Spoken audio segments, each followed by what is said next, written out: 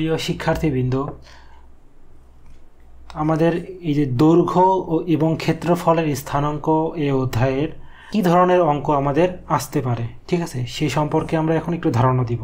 দেখো, কার্তেশীয় স্থানাঙ্ক থাকতে পারে, সেখান থেকে বলা হতে পারে যে পোলার স্থানাঙ্ক বের করো। আবার পোলার স্থানাঙ্ক থাকতে পারে, সেখান থেকে বলা হতে পারে যে কার্তেশীয় স্থানাঙ্ক বের করো। এরপরে দুইটি বিন্দুর সংযোগ রেখার দূরত্ব বের করতে বলা হতে পারে, যে দুইটা বিন্দু দেওয়া থাকবে, তাদের সংযোগ রেখার যে দূরত্ব সেটা বের করো। দুইটি বিন্দুর সংযোগ রেখার মধ্যবিন্দুর স্থানাঙ্ক বের করা লাগতে পারে। দুইটি বিন্দুর সংযোগ রেখা m:n অনুপাতে অন্তর্বিভক্ত করলে বিভক্ত বিন্দুর ভুজ ও কোটি নির্ণয় করা লাগতে পারে, ঠিক আছে। এরপরে তিনটি বিন্দু দ্বারা গঠিত ত্রিভুজের ক্ষেত্রফল নির্ণয় করা লাগতে পারে, ঠিক আছে।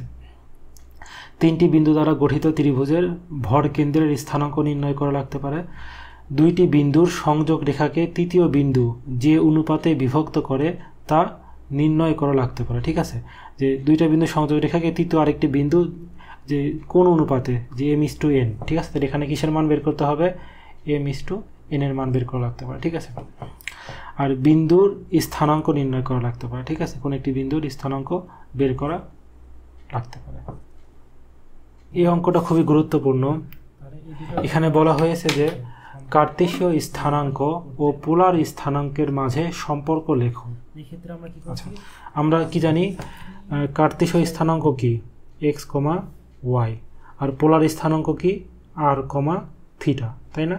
তাহলে এই দুইটার মধ্যে আমাদের কি করতে বলছে? সম্পর্ক নির্ণয় করতে হয়েছে, ঠিক আছে। তো এই ক্ষেত্রে আমরা কি করছি? ধরি p(x,y) একটি বিন্দু, p(x,y) এই বিন্দুটা।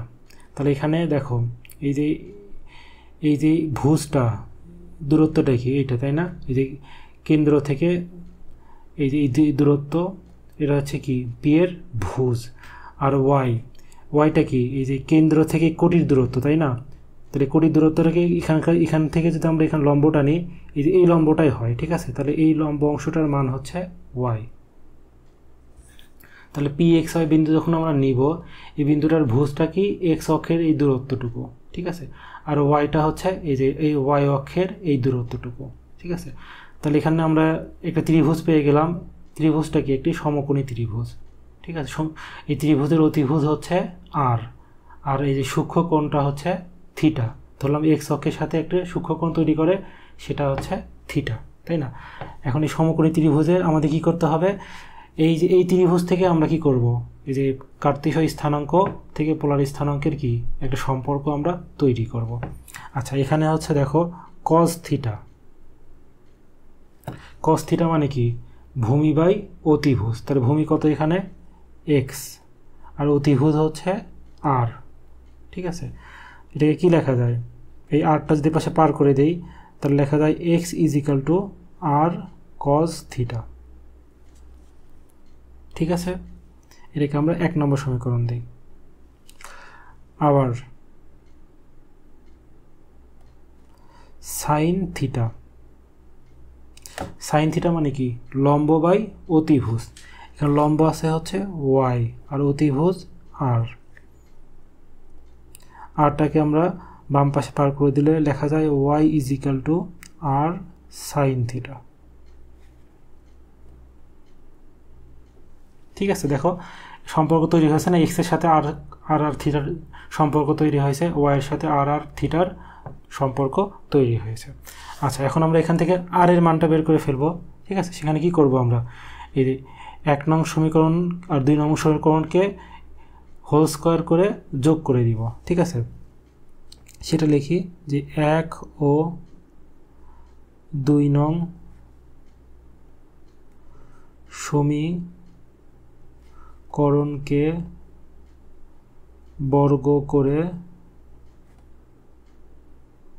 যোগ করি, ঠিক আছে।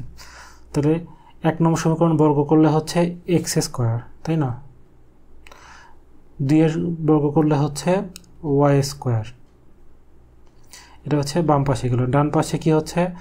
1 নম্বর সমীকরণ থেকে r² cos² θ প্লাস 2 নম্বর সমীকরণ থেকে আর স্কোয়ার সাইন স্কোয়ার থিটা। ঠিক আছে, এখান থেকে আর স্কোয়ার কমন নেই আমরা, আর স্কোয়ার কমন নিলে cos square theta plus sine square theta, এটুকুর মান 1, তাই না? Sine square theta plus cos square theta সমান 1, আমরা সবাই জানি। তাহলে সমান হচ্ছে আর স্কোয়ার থিটা। তাহলে অতএব আর ইজ ইকুয়াল টু কী লেখা যায়, রুট করে দিলে কি হয়ে যায়, এই যে root over x square plus y square, তাই না? আর স্কোয়ার সমান যখন x square plus y square, তাহলে আর সমান কি লেখা যায়, root over x square plus y square.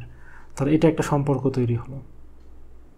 ঠিক আছে, এখন আমরা কি করব জানো, এখন থিটার মান বের করার চেষ্টা করব। ঠিক আছে, তাহলে আমরা কি করব, 2 নম্বর সমীকরণকে 1 নম্বর সমীকরণ দ্বারা ভাগ করব আমরা। তাহলে কি করব, 2 নম্বর সমীকরণ ডিভাইডেড বাই 1 নম্বর সমীকরণ। এখান থেকে আমরা কি পাচ্ছি, দেখো 2 একে কে আছে, ওয়াই আছে, তাই না?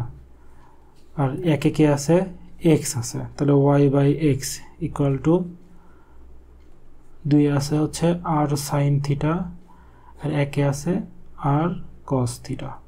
ঠিক আছে, এখন দেখো আর আর কাটা যাচ্ছে, আর আর যদি কাটা যায় তাহলে এখানে থাকতেছে যে y by x equal to sine by cos সমান কি, ট্যান থিটা।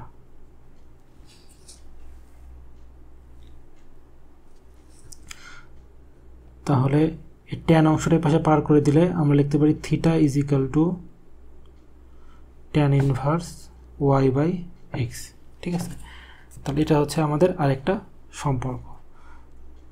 তাহলে এই 4টা সমীকরণই হচ্ছে আমাদের কি, কার্তেশীয় গুণনের সাথে পোলার স্থানাঙ্ক, কার্তেশীয় স্থানাঙ্কের সাথে পোলার স্থানাঙ্কের সম্পর্ক।